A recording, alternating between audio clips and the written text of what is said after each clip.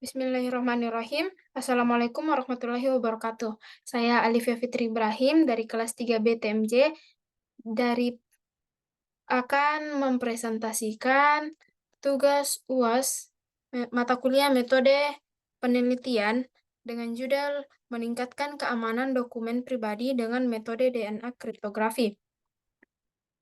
Baik, yang pertama, latar belakang. Dalam era digital, menjaga keamanan dokumen pribadi menjadi prioritas utama. Salah satu solusi potensial untuk mengatasi masalah ini adalah DNA kriptografi.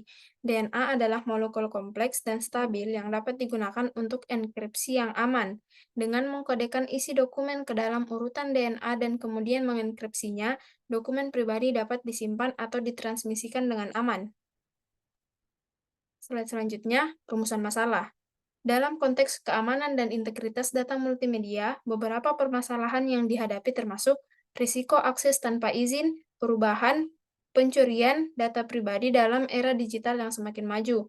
Yang kedua, rentannya metode enkripsi konvensional terhadap perserangan kriptanalis yang canggih.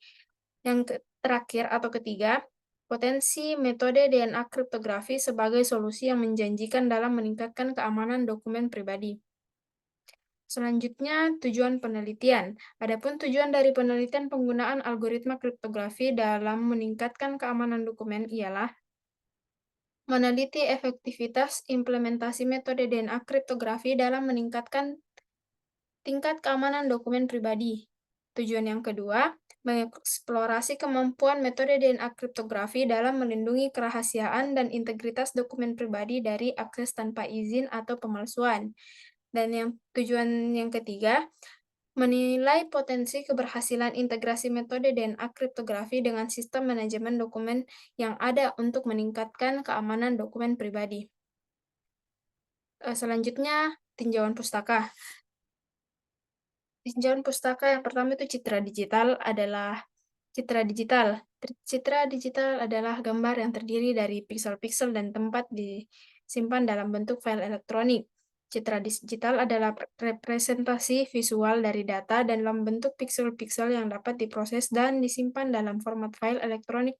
Sering digunakan dalam fotografi, grafika, dan pengolahan gambar. Yang kedua, kriptografi. Kriptografi adalah ilmu dan seni untuk mengamankan komunikasi dan data dengan menggunakan teknik enkripsi,